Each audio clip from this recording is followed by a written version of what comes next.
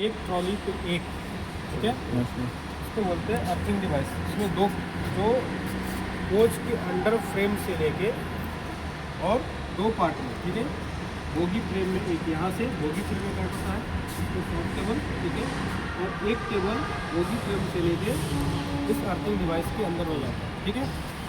इसके बाद एक एक्सल पे ये हो गया।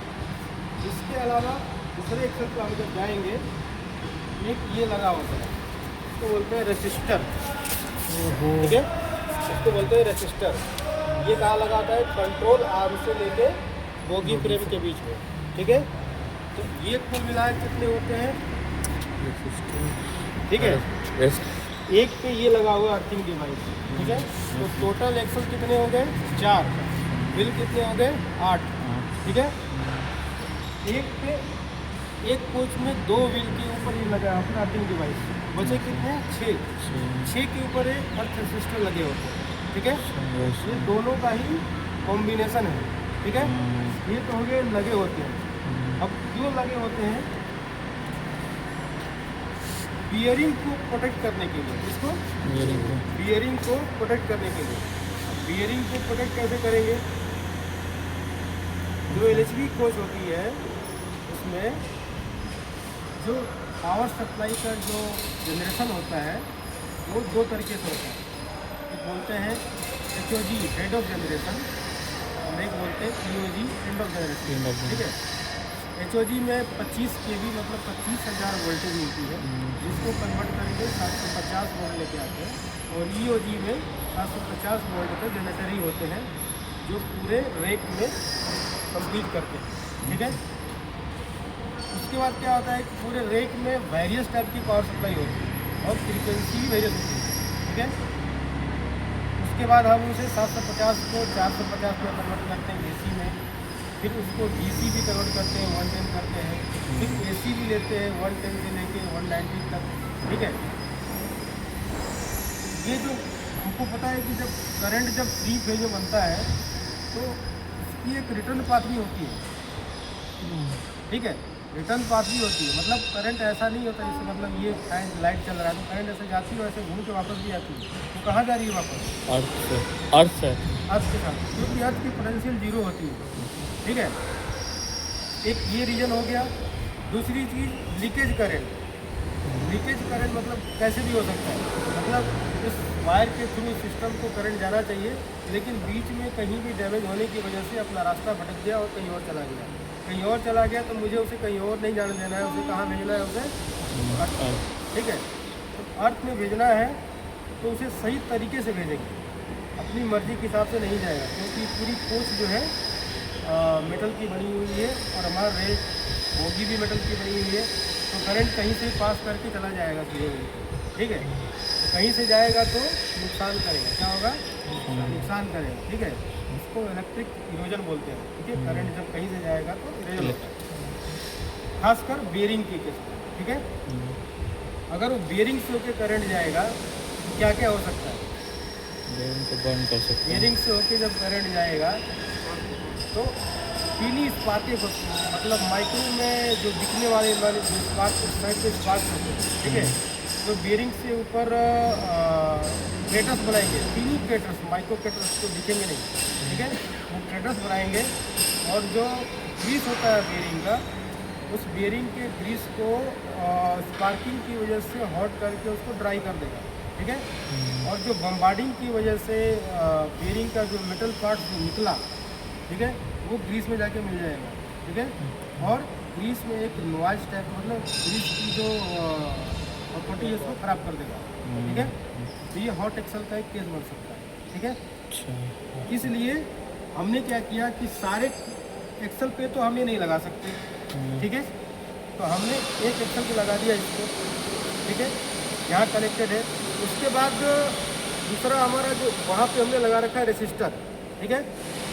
देखो यहाँ पे रेसिस्टर लगा रखा है, ये कनेक्टेड है, यहाँ कनेक्टेड है ना बॉडी से, करंट कहीं से आएगा, वो कनेक्टेड है, ठीक है। अब मेरा कनेक्टेड है तो अब इधर से मैंने उधर भेज दिया उसको, ठीक है। अब इधर वाले को क्या करें? तो हमने यहाँ पे लगा दिया रेसिस्टर, ठीक है, कि इधर से कोई करंट आ भी जाए तो इधर नहीं जाने देगा, इसको यहीं पे स्टॉप कर देगा, ठीक है। तो इस इस सेक्शन में क्या कर दिया उसने, प्रोटेक्ट कर दिया। तो हर जगह जहाँ पे हमने लगा रखा है, हर जगह, ठीक है, एक एक्सल पे एक लगा रखा है अर्थिंग डिवाइस, और बाकी पे रेसिस्टर लगा रखा है ताकि वो अदर्स बियरिंग को प्रोटेक्ट कर सके, ठीक है। अब इसके बाद इसमें क्या लगाता है, इसमें अंदर जो इसका करंट को ले जाने के लिए क्या यूज किया, कार्बन ब्रश यूज किया, ठीक है, क्योंकि direct metal to metal current contact होगा करंट के लिए, तो क्या होगा, फ्रिक्शन होगा, ठीक है, स्पार्किंग भी होगी और हीट भी प्रोड्यूस होगा। उससे बचने के लिए क्या लगाया, कार्बन ब्रश लगाया, जो सॉफ्ट होता है और घिसने पे डस्ट टाइप का रिलीज करता है, लेकिन हॉट नहीं होता, ठीक है। और वो कहाँ लगा दिया, बियरिंग के ऊपर नहीं, जनरल के ऊपर, जो एक्सल का जनरल है। जब इसको हम खोलेंगे तो एक्सल का जनरल आगे ब्रास की प्लेट मिलेगी, ठीक है, उसके ऊपर जो है हम करंट को इंजेक्ट कर देते हैं, ठीक है, थ्रू कार्बन ब्रश, और उसके बाद वहाँ से व्हील के थ्रू होते हुए ट्रैक पर चला जाएगा और फिर ग्राउंड के साथ कनेक्ट होकर खत्म हो जाएगा, ठीक है।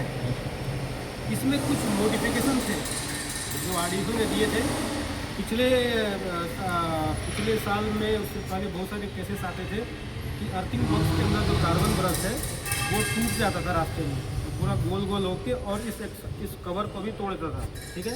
उससे बचने के लिए आरडीएसओ ने एक मॉडिफिकेशन इशू किया कि इसको हम कैसे बचा सकते हैं, ठीक है। वो मॉडिफिकेशन हम देखो उस साइड दिखाएंगे कैसे कर रहे हैं, ठीक है।